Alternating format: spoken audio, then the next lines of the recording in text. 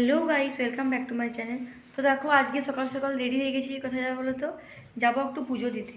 আর হচ্ছে শ্রাবণ মাসে তৃতীয় সোমবার। তো বাবা ভোলেনাথ আমাকে স্বপ্ন দিয়েছিলেন অনেকদিন আগে, আমি পুজো করছি। তো সেখানে যেখানে দেখেছি স্বপ্নটা, তো সেখানে পুজো দিয়ে যাচ্ছি। তো আমার দেওয়াই হচ্ছিল না, সময় মানে হচ্ছিল না, যাওয়া হচ্ছিল না, খালি বাধা পড়ছিল। তো আজ ভেবেছি যাচ্ছি।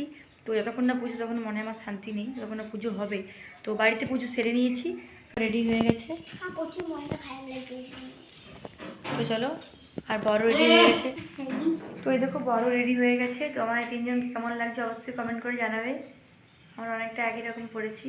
চলো, তো যাওয়া যাক, ওখানে যেয়ে কথা।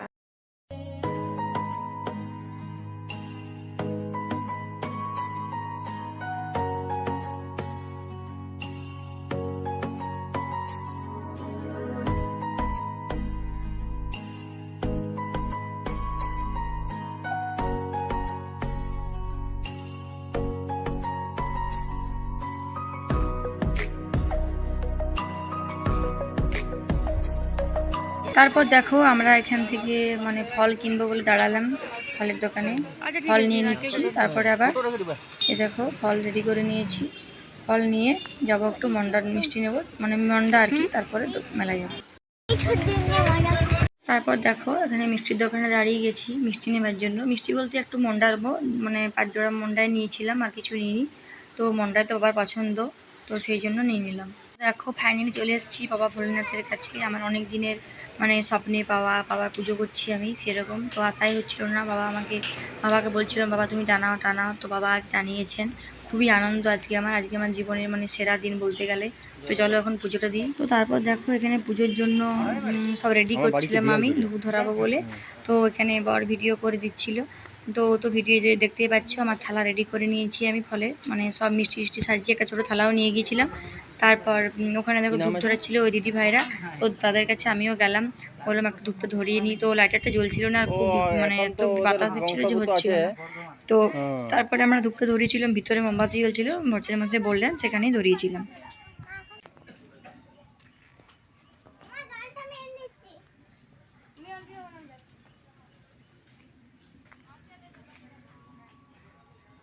এরপর দেখো, আমি ধূপটা ধরিয়ে নিলাম এখান থেকে। তারপরে ধূপটা ওদিকে মশাই বললেন দিয়ে এসো, দিয়ে এলাম, মানে দিতে যাবো আর কি ওই দিকটাতে। ওই যে মশাই দেখতেই পাচ্ছ, দেখিয়ে দিলেন। তো মেয়ে বলছি জলটা আমি এনে দিচ্ছি, মানে আমরা জল দেবো ভোলেনাথের মাথায়, সেই কারণে জল আনতে গেছে। নম বিষ্ণু নম তদ বিষ্ণু পরমং পদম সদা পশ্যন্তি সূরয় গিরিব চক্ষুরাদদম নম বিষ্ণু নম বিষ্ণু নম বিষ্ণু নম নারায়ণ। বাবার মুখশ্রী মনে মনে চিন্তা করে অন্তঃশুদ্ধি করিল।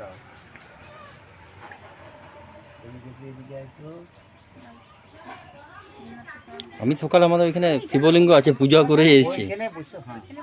আমি সকালে পূজা করে এসেছি। আর অনেকদিন এখানে স্বপ্ন দেখেছিলাম, তাই চলো আজকে পূজাটা দিয়ে আসি। আমরা মেলাতে এমনিতে আসি। আমাকে রুদি দেন না, জুতোগুলো খুলি।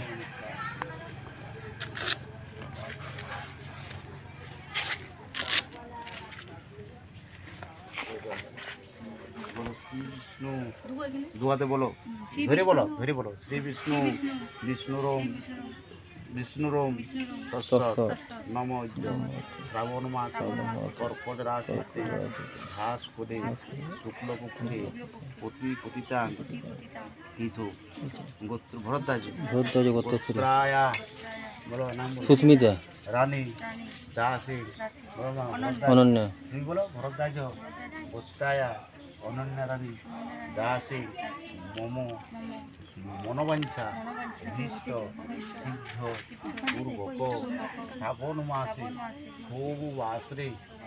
সোম বাসরে জলাভিষেক কর্ম করিস। বলো দাঁড়াও।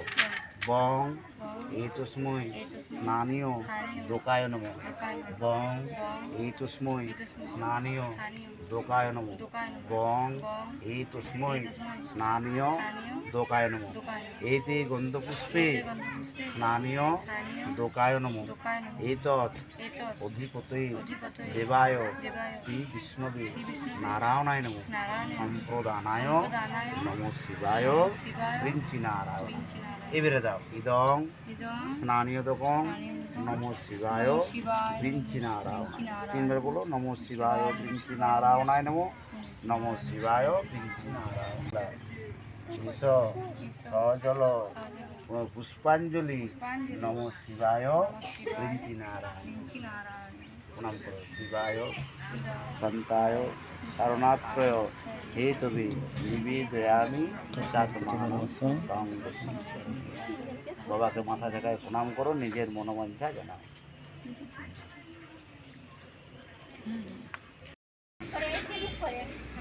তো দেখো তারপর বর এখানে ধূপ ধরিয়ে বললো আমি একটু ধূপ দেখিয়ে দিই বাবাকে, তো ধূপ দেখাচ্ছে।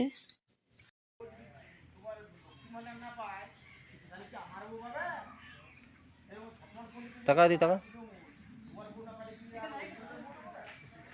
তারপর দেখো আমাদের মেয়েদের ধূপ একটু বাবাকে দেখিয়ে ধূপগুলো চারিদিকে গেঁথে দিচ্ছে, ওখানে সবাই গেঁথেছে, আমিও গেঁথে দিলাম আর প্রণাম করলাম বাবাকে।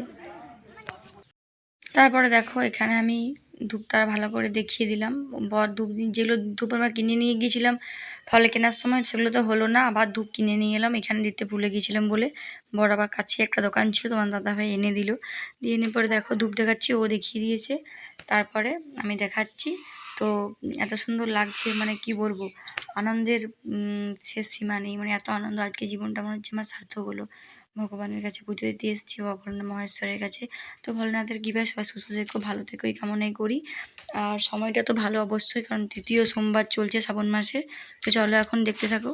তারপর আমাদের পুজো দেওয়া হয়ে গেছে, বাবার কাছে প্রণাম করে বাবাকে সব কিছুর কথা জানিয়ে আমরা বেরিয়ে পড়েছি। তো ভাবছি হোটেল দুটি খাওয়া দাওয়া করে যাব। তো বর বলছি যেহেতু পুজো হয়ে গেছে তাও তো খেতে দোষ নেই কোথাও। আর বাড়িতে বললে বাবা বাড়িতে আছে, মা তো নেই, জানো তোমরা মেজো বোনের বাড়ি গেছে, তার জন্যই আর বাবাকে রান্না করতে বলে আসেনি। আমাদের এত দেরি হতো, তাহলে তত দেরি করে গেলে তো তখন খিদে পেয়ে যাবে, সেই কারণে সকাল থেকে আমি চা বিস্কুট খেয়ে আছি, আর কিছু খাইনি। তো চলো এখন কোনো হোটেলে খেয়ে নেবো যে। তো তারপর দেখো হোটেলে চলে এসেছি খেতে। হোটেলে বর বলছে মানে হোটেলে তো সবই তো দোষ নেই, চলো কি করবে, পুজো হয়ে যাওয়ার পর আর কোনো দোষ থাকে না। তো সেই কারণে ডাল পোস্ত ভাত আর এসবই খাবো ভেবেছি। তো দেখি চলো ভেতরে যে কী খাই, কারণ জানি না এখন কি পাওয়া যাবে সেরকমভাবে, ওখানে গরম গরম বানিয়ে সঙ্গে সঙ্গে দেয়, ঠিক আছে। তো দেখো এখানে দিয়ে দিয়েছে পোস্ত, ডাল আর ভাত, আর তার সাথে একটু দিয়েছিল কি বলো তো, আমরা অর্ডার করেছিলাম মাশরুমের তরকারি। তো ওই দেখো দিয়ে দিয়েছে। তো এগুলো খাবো, তো এগুলোই অর্ডার করেছিলাম। তো খুব সুন্দর ছিল, গরম গরম ছিল। আর এখানে বালতিটার জন্য বারবার ভিডিওটা করছি, কী সুন্দর পুচকে বালতিটা দেখো, আমাদের দেখে খুব ভালো লাগলো। আমরা জিজ্ঞাসা করলাম যে কোথায় কেনা হয়েছে। তো চলো এখন খাওয়া দাওয়াটা সেরে নিই। এখন খাওয়া দাওয়া করে তোমাদের দাদা ভাই গেছে ওইদিকে, মানে একটু গলিতে যেয়ে গাড়িটা রাখতে হয়, মানে গলি না রাস্তার মানে বাইরের ভিতর দিকে আর কি, কারণ অনেক মোটরসাইকেল।